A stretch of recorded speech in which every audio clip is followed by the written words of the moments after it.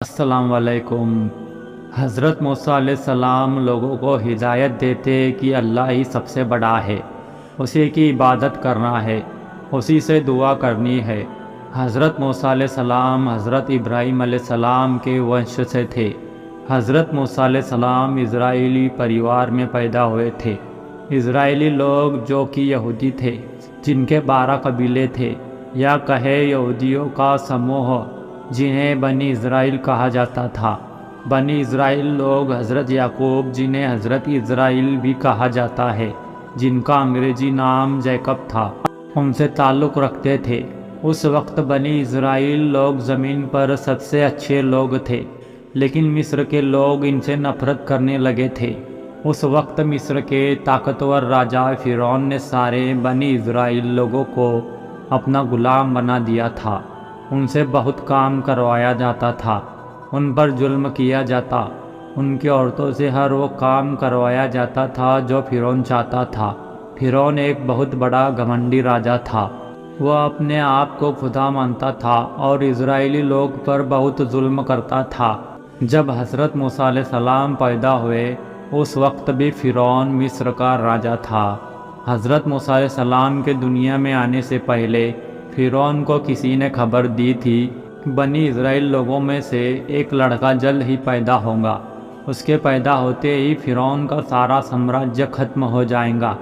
یہ بات سن کر فرعون گھبرا گیا اور اس نے اپنی سینا کو آدیش دیا کہ ہر بنی اسرائیل کے گھروں کی تلاشی کرو اور جہاں بچہ دکھ رہا ہے اسے مار دو۔ فرعون صرف بیٹوں کو مارنا چاہتا تھا، بیٹیاں ہونے پر وہ انہیں چھوڑ دیتا تھا۔ فرعون کا آدیش ملتے ہی سپاہی بنی اسرائیل کے گھروں کی تلاشی میں نکل گئے اور ایک ایک کر کے ان کے بچوں کا قتل کرنا شروع کر دیا۔ جب حضرت موسیٰ علیہ السلام کی ماں کو اس بات کی خبر لگی تب وہ بھی ڈر گئی۔ تب اللہ سے ایک پیغام ان کو آیا کہ تو اسے ایک ٹوکری میں رکھ کر نیل ندی میں چھوڑ دے، اس بچے کو کچھ نہیں ہوگا۔ اللہ کے حکم کے مطابق انہوں نے آپ یعنی حضرت موسیٰ علیہ السلام کو ایک ٹوکری میں گھر کے پیچھے نیل ندی میں رکھ دیا۔ ندی میں رکھتے ہی ٹوکری بھی بہنے لگی۔ ٹوکری ندی میں بہہ کر فرعون کے محل تک جا پہنچی۔ ٹوکری کو دیکھتے ہی فرعون کے سپاہیوں نے حضرت موسیٰ علیہ السلام کو ٹوکری سے نکالا اور فرعون کے پاس لے گئے۔ محل پہنچتے ہی فرعون کی بیوی نے آپ یعنی حضرت موسیٰ علیہ السلام کو پہچان لیا اور کہا کہ یہ بنی اسرائیل کے گھر کا ہی بیٹا ہے جس سے ہمیں خطرہ ہے۔ فرعون آپ کو اسی وقت مارنا چاہتا تھا، لیکن فرعون کی بیوی نے کہا کہ اسے مارو مت، اس کے زندہ رہنے سے ہماری آنکھوں کو ٹھنڈک ملتی رہے گی کہ ہمارا دشمن ہمارے سامنے ہی ہے اور ہماری قید میں ہے، ہو سکتا ہے یہ ہمارے لیے خوش نصیب بچہ ہو۔ فرعون نے اس کی بیوی کی بات مان لی اور آپ کو اپنے محل میں رکھ لیا۔ جب آپ کو بھوک لگی تھی تب فرعون نے اس کے یہاں کام کرنے والی عورتوں کو بلایا اور کہا کہ اس بچے کو دودھ پلاؤ، یہ بھوکا ہے اور رو رہا ہے۔ لیکن اللہ کی قدرت دیکھو، کوئی بھی عورت آپ کو دودھ نہیں پلا سکی، ساری عورتیں دودھ پلانے میں ناکام رہی۔ فرعون سمجھ گیا تھا کہ یہ کوئی معمولی بچہ نہیں۔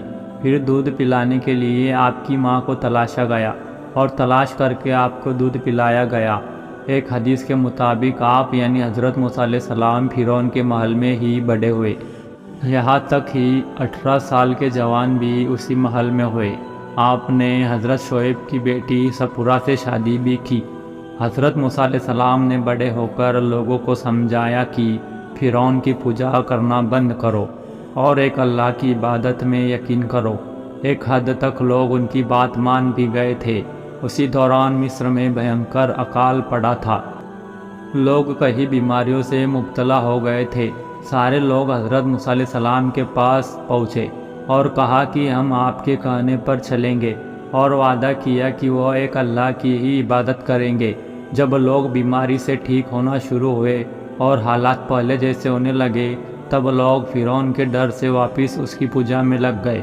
اسی دوران فرعون کے ظلم سے لوگوں کو نجات دلوانے کے لیے حضرت موسیٰ علیہ السلام نے فرعون کو چیتونی دی کہ اور کہا کہ وہ لوگوں پر ظلم کرنا چھوڑ دے اور لوگوں کو غلامی سے آزاد کر دے، لیکن گھمنڈی فرعون کو اس بات کا کوئی اثر نہیں ہوا۔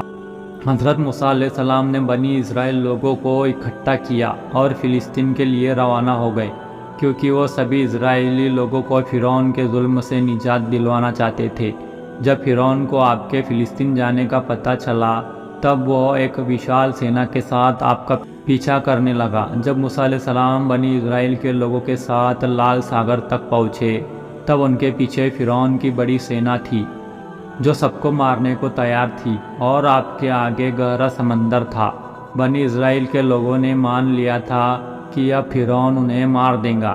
اتنے میں حضرت موسیٰ علیہ السلام نے اپنی چھڑی سے سمندر کے پانی پر مارا، تبھی آپ کے سامنے سمندر میں ایک سوکھا راستہ بن گیا، اور سمندر کا پانی الگ الگ ہو گیا اور بیچ میں سوکھا راستہ بن گیا۔ حضرت موسیٰ علیہ السلام اور بنی اسرائیل کے لوگوں نے راستہ پار کر لیا۔ فرعون بھی اسی راستے پر اپنی سینا کو لے کر آگے بڑھنے لگا۔ تبھی اچانک سے راستہ بند ہو گیا اور فرعون اور اس کی سینا سمندر میں ڈوب کر مر گئی۔ دوستو، یہ واقعہ آپ کو کیسے لگا کمنٹ باکس میں ضرور بتائیں۔